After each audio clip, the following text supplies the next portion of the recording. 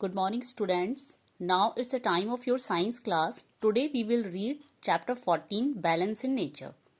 Balance in nature यानी nature में balance. इस लेसन में हम बैलेंस के बारे में पढ़ेंगे कि नेचर में हमारे नेचर में बहुत सारी living and non living things पाई जाती हैं. जैसे हम लोग जो हैं, हम हैं, प्लांट्स हैं, वो सभी लिविंग थिंग्स में आते हैं. और जैसे आप देखेंगे नॉन लिविंग थिंग्स में हिल्स हैं और सॉइल है, सनलाइट है, ये सब क्या है, नॉन लिविंग थिंग्स हैं. तो ये सभी मिलके एक एटमॉस्फेयर बनाती हैं. एटमॉस्फेयर में क्या है, एक बैलेंस बनाती हैं. गैसेज हैं, ये सभी इसमें इंक्लूड हैं. ठीक है, इंक्लूडेड होके क्या कर रही हैं, ये सभी एक बैलेंस बना रही है नेचर में. तो बैलेंस कैसे बन रहा है, क्या है, वो सब हम इस लेसन में पढ़ेंगे और जानेंगे. No organism can live alone in this world. कोई भी ऑर्गेनिज्म इस दुनिया में अकेला नहीं रह सकता. Every organism depend upon some other organism. हर एक ऑर्गेनिज्म दूसरे ऑर्गेनिज्म पर क्या है, डिपेंड है. For its growth and survival. अपनी ग्रोथ के लिए और अपने सर्वाइवल के लिए, यानी अपने जीने के लिए. You have read in chapter 1 that there are many living and non-living things around us. आप chapter 1 में ये पढ़ भी चुके हैं बहुत सारी non-living और living things के बारे में. There are more than 1 million living forms of life seen on earth today. आज हमारी अर्थ पर 1 लाख से भी ज़्यादा क्या हैं, living things पाई जाती हैं लाइफ के रूप में. Most of these living forms are useful to us in many ways.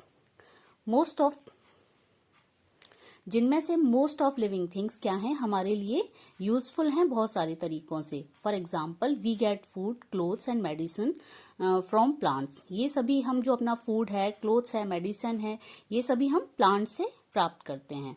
Animals provide us meat, milk, egg, honey, leather, silk, etc. Animal से हमें क्या मिलता है, मीट मिलता है, मांस मिलता है, मिल्क, दूध मिलता है, एग मिलते हैं, हनी मिलता है, लेदर, सिल्क, ये सभी हमें किससे, एनिमल से प्राप्त होता है.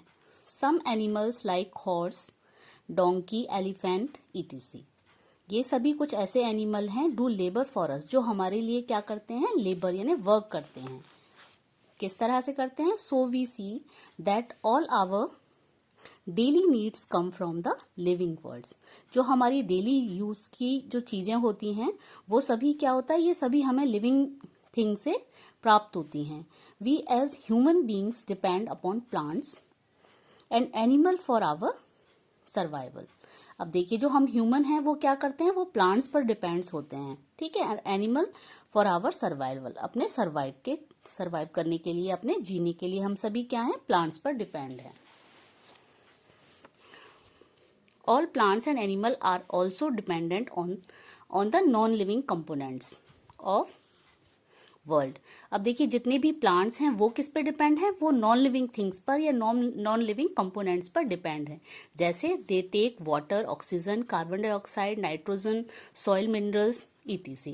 अब देखिए, जितने भी ये वाटर है, ऑक्सीजन, प्लांट है, प्लांट्स को क्या चाहिए, वाटर चाहिए ग्रोथ करने के लिए, नाइट्रोजन चाहिए, कार्बन डाइऑक्साइड चाहिए, सॉइल चाहिए, है ना. तो ये सारे सॉइल से क्या मिलते हैं, उनको मिनरल्स मिलते हैं.